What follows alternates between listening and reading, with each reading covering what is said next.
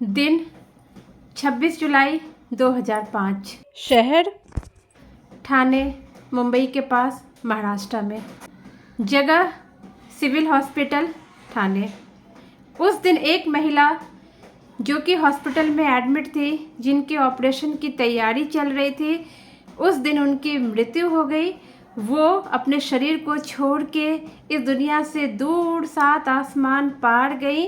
वहाँ उनको उनके गाइडिंग एंजल, उनके गॉड दिखे और उन्होंने उससे कहा कि अभी तुम्हारा दिन पूरा नहीं हुआ है, तुम वापस अपने शरीर में जाओ।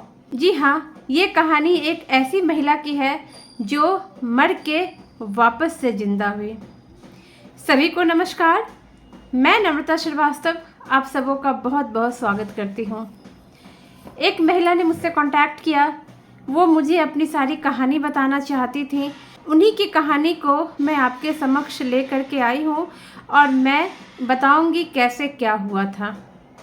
26 जुलाई 2005 को आप गूगल पे सर्च कर सकते हैं। इस दिन ठाणे में बहुत ज़्यादा बारिश हुई थी, बहुत ज़्यादा रिकॉर्ड ब्रेक बारिश हुई थी।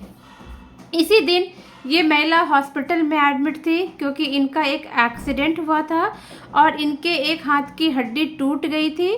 डॉक्टर ने बोला था रॉड लगाना पड़ेगा, ऑपरेशन की तैयारी चल रही थी। जी हाँ फ्रेंड्स, ऑपरेशन की तैयारी चल रही थी, लेकिन इसी बीच ये महिला अपने शरीर से बाहर आ गई। इनकी आत्मा, इनकी एनर्जी इनके शरीर से बाहर आ गई और ये वहाँ पर अपना ऑपरेशन होते हुए देखने लगी। इन महिला ने मुझे जो व्हाट्सएप के थ्रू भेजा है, इनसे मेरे वॉइस कॉल पे भी बात हुई। इन्होंने व्हाट्सएप के थ्रू जो भेजा है मैं उसको अटैच कर दूंगी, आप उसे देख सकते हैं। इनका कहना था कि जब मैं अपने शरीर से बाहर आई तो मुझे ये एहसास हुआ कि अब तो मेरी मृत्यु हो चुकी है। ये महिला थोड़ी धार्मिक प्रवृत्ति की है। इस तरह के लोग बहुत जल्दी रियलाइज़ कर जाते हैं और वो जिद पे नहीं अड़ते, अपने शरीर के मोह में नहीं फंसते। बट इन्हें सेम टाइम पे ये भी रियलाइज़ हुआ कि इन्हें लेने कोई नहीं आया है। तो इनका कहना था कि अब तो मैं ख़त्म हो ही चुकी हूँ, तो मैं खुद चलती हूँ। और ये वहाँ से निकल के इनका कहना था कि मैं 7 आसमान पार गई। वहाँ जा कर के उनको दिव्य अलौकिक लाइट दिखाई दी और उस लाइट से, उस रोशनी से जब वो उस रोशनी की तरफ देख रही थी, इनका ये भी कहना था कि इन्होंने अपने जीवन में कभी भी ऐसी रोशनी नहीं देखी थी। तभी उनको एहसास हुआ कि उस रोशनी से साईं बाबा प्रकट हुए हैं, साईं बाबा दिखे हैं। साईं बाबा इनके पास आते हैं और इनसे बोलते हैं कि तुम अभी यहाँ क्यों आई हो, तुम्हारा दिन पूरा नहीं हुआ है। ये कहने लगी कि मैं अब यहाँ रहना चाहती हूँ। जब मृत्यु होती है तो 2 लोग लेने के लिए आते हैं, ऐसा मुझे पता है, लेकिन मुझे कोई लेने नहीं आया, तो मैं खुद ही भगवान को ढूंढती हुई यहाँ तक आ गई हूँ।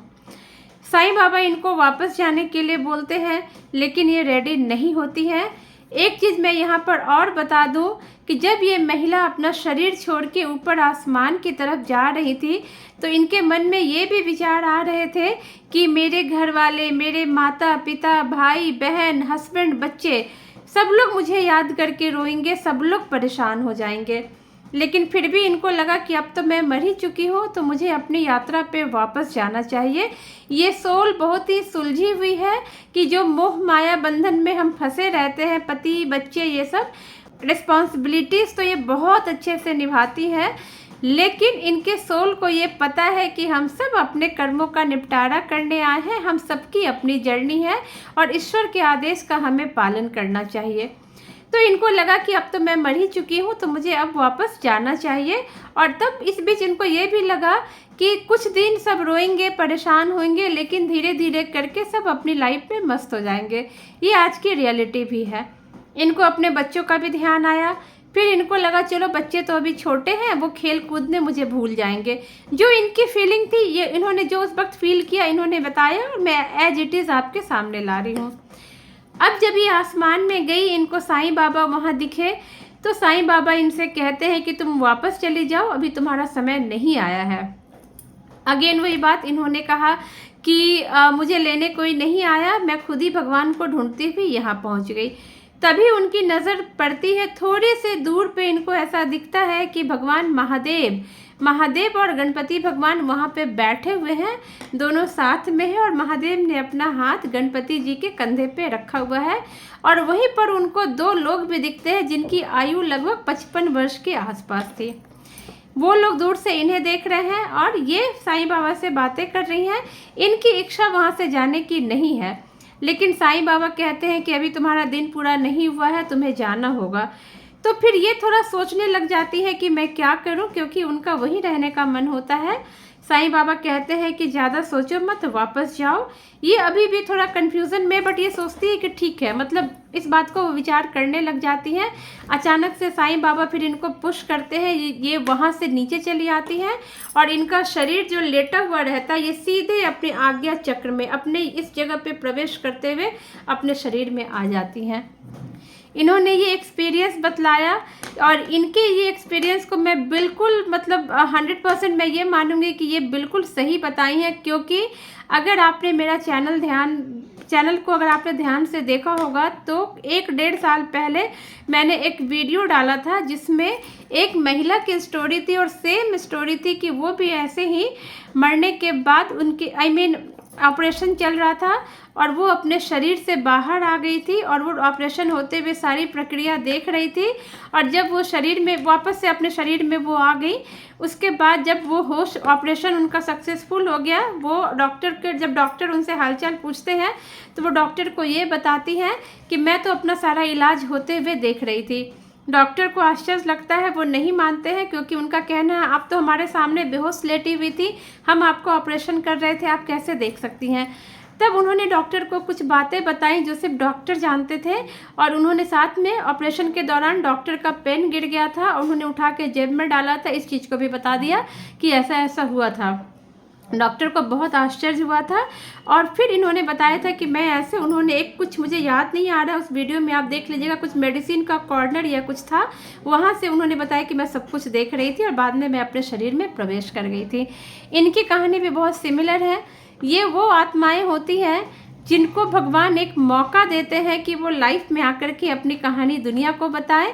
अदरवाइज कितने ऐसे लोग हैं जिनकी डेथ हो जाती है, वो वहाँ पे रह के अपना पूरा इलाज या सारी चीज़ों को देखते हैं, बट इतना उन्हें मौका नहीं मिल पाता कि वो वापस से जीवन में आए और अपनी बातें बताएं। इन महिला की स्टोरी सुनने के बाद एक बात का तो एहसास हो गया कि हमारी जितनी सांसें हैं हम उसे पूरा करते ही हैं। भगवान हमारे साथ कोई नाइंसाफ़ी नहीं करते हैं। गलती से अगर हम चले जाएंगे, हमारी आयु बची रहेगी तो वो हमें वापस भेजते हैं। और इसका एक मतलब ये है कि हमारी हर सांस पर, हमारे हर कर्म पर, हमारी हर एक चीज़ पे उनकी पैनी नज़र है। उनका CCTV कैमरा हमें हर पल निहार रहा है। इसीलिए हमें हमेशा सही राह पे चलना चाहिए, सही कर्म करने चाहिए और सही तरीके से अपनी लाइफ को आगे लेके चलना चाहिए। चीज़ें तो बहुत है, बट बहुत सारे लोग बहुत सारे रीजन के कारण कैमरे के सामने नहीं आना चाहते। आप चाहो तो मेरा वो सेकंड वाला वीडियो भी देख सकते हो जो YouTube पे है, जिसका जो टाइटल है वो ये है कि एक महिला जिसकी आत्मा ने अपने इलाज की पूरी प्रक्रिया देखी। उम्मीद है ये वीडियो आपको पसंद आएगी। Thank you so much friends, thank you.